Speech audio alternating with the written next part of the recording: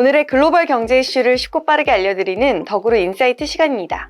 지난 24일 시작된 후쿠시마 오염수 방류, 과연 한국 식탁엔 어떤 변화가 찾아올까요? 수산물 업계와 국민들의 우려가 커지고 있는 가운데 오늘은 330억 규모의 한국의 대체육 시장 소식 전해드립니다. 고기인 듯 고기 아닌 고기 같은 너. 국내 대체육 브랜드 언리미티드가 미국 식물성 계란 업체 저스트에그와 손을 잡고 국내 시장 공략에 박차를 가합니다. 언리미티드는 저스트에그와 협력해 다채로운 대체육 메뉴를 연달아 출시했습니다. 언리미티드가 개발한 대체육인 소시지 패티와 저스트에그 대표 제품인 폴티드, 그리고 치즈 등이 들어간 100% 식물성 단백질 폭탄 김밥을 론칭하고 서울 강남과 서초 지역에서 판매 및 배달을 시작한다는 건데요. 대체육으로 만든 한식, 떡갈비와 저스트에그 식물성 계란 등 비건 재료로 만들어 간편하게 먹을 수 있는 아침용 샌드위치도 선보입니다. 양파, 마늘, 대파 등을 써서 대체육 떡갈비 패티에 풍미를 더했죠. 이처럼 언리미트는 국내 대체육 수요 선점을 위해 발빠르게 움직이는 모습인데요. 한국수산식품유통공사는 지난 2020년 227억 원 규모였던 국내 대체육 시장이 오는 2025년 295억 원 규모로 늘어날 것이라고 내다봤습니다. 해당 기간 연평균 5.4%의 성장세를 이어나갈 것이란 전망이죠. 후쿠시마 오염수 방류라는 이슈로 인해 변화하게 될 우리의 식탁, 어떤 변화가 있을까요? 조태현 기자가 알아봤습니다.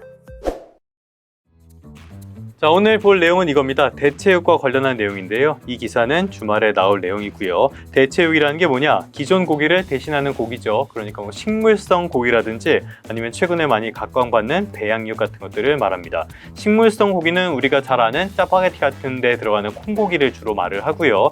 배양육이라는 거는 배양액 안에서 줄기세포를 길러낸 고기를 말하죠. 예전에는 이 배양육의 가격이 엄청나게 비쌌거든요. 그런데 최근에는 가격이 많이 내려가긴 했더라고요. 뭐 여러 가지 맛이나 논란들이 많긴 합니다. 생명윤리라든지 안정성 문제라든지 이런 것들이 있긴 하지만 최근에 기후위기 같은 것들이 문제점으로 많이 부각이 되면서 탄소를 줄이기 위한 방법 가운데 하나로 이것도 계속 각광을 받을 것으로 보여요. 시장은 계속 커질 것으로 보입니다. 그러다 보니까 우리나라에서도 이렇게 협업을 늘린다는 기사가 나오는 거죠. 근데 단기간적으로 봤을 때는 이런 기후위기보다 우리 식탁에 더 큰 영향을 주는 게 있습니다. 바로 일본의 후쿠시마 오염수 방류죠. 이거는 IAEA 국제원자력기구에서 나온 건데요. 국제원자력기구에서도 현장 검증을 시작을 했습니다. 그래서 제대로 이런 방사성 물질들이 걸러져서 배출이 되는지 확인을 하고 있다고 하죠. 가장 큰 걱정은 역시 삼중수소인데 이 부분은 지금까지는 잘 되고 있다는 게 IAEA의 결론입니다. 뭐 개인적으로는 기준치를 한참 밑돈다고 해요. 그렇다고 해서 불안감을 전부 다 잠재울 수는 없겠죠. 그리고 이런 것들은 금융시장에 즉각적인 영향을 미치고 있습니다. 요즘 시장을 종잡기가 정말 어려운데요. 이거는 사조 시푸드라는 회사입니다. 딱 이름만 들어도 수산업 관련된 회사로 볼 수 있겠죠. 지금 주가가 이렇게 하락하고 있습니다. 그런데 그 전날에는 엄청나게 오르는 모습도 보여줬어요. 이렇게 주가가 하락하는 것은 그럴 수도 있다고 생각을 합니다. 정말로 수산물 소비가 줄어들진 모르겠지만 단기적으로 영향이 있을 가능성이 있고요. 그렇다 보니까 주가에는 먼저 반영되는 측면도 있겠죠.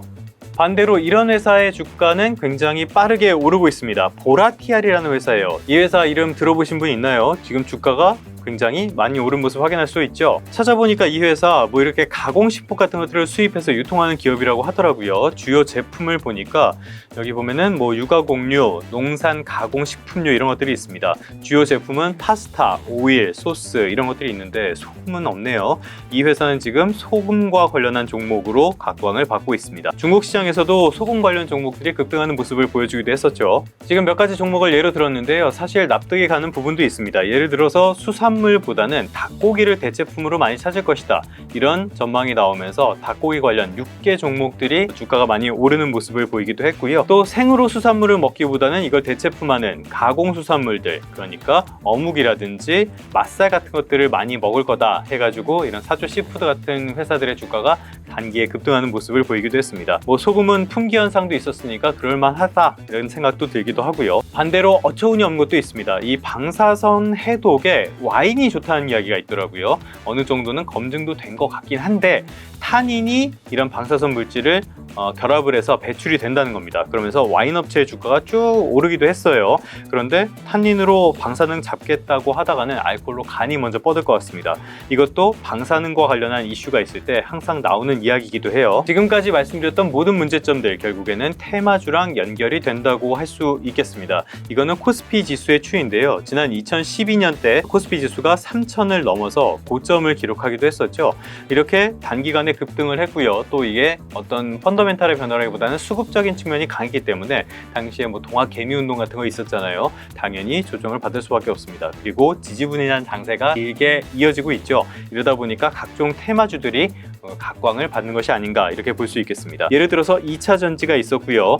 여기다가 최근에는 LK99 그러니까 초전도체죠. 여기다가 맥신 같은 이런 이슈들도 있었습니다. 이런 테마주에 이어서 지금은 방사능까지 온 것이 아닌가라고 평가를 해볼 수 있겠습니다. 문제라면 역시 이 테마주에는 허구성이 굉장히 강하다는 점을 들 수 있겠죠. 2차 전지는 좀 다릅니다. 이건 실체가 분명히 있으니까요. 다른 걸 보면은 연관성이 뭐 아예 없거나 아니면은 테마 자체가 허구인 경우들이 많습니다. 예를 들어서 LK99 같은 거는 지금 과학적으로는 사실이 아닌 걸로 거의 판명이 되고 있죠. 그러다 보니까 테마주 전체가 변동성이 굉장히 큰 모습을 보입니다.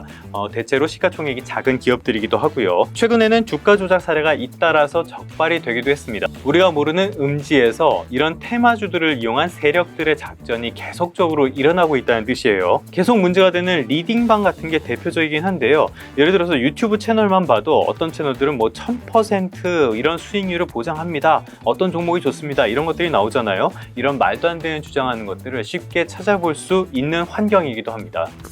결론입니다. 이런 테마주 열풍에 편승을 한다면 한두 차례는 분명히 돈을 벌 수도 있습니다. 하지만 장기적으로 봤을 때는 세력들에게 좋은 일을 시켜주는 그런 꼴밖에 안 되는 거죠. 결국에는 투자보다 도박이라는 측면에서 이런 시장에 접근을 하기 때문에 생기는 문제라고 생각을 하는데요. 개인 투자자들의 투자 행태는 가치 투자자들과 비슷한 모습을 많이 보입니다. 이른바 존버 같은 것들이 대표적으로 그렇죠. 여의도의 격언 가운데 하나가 최고의 테마는 결국 실적이라는 말을 합니다.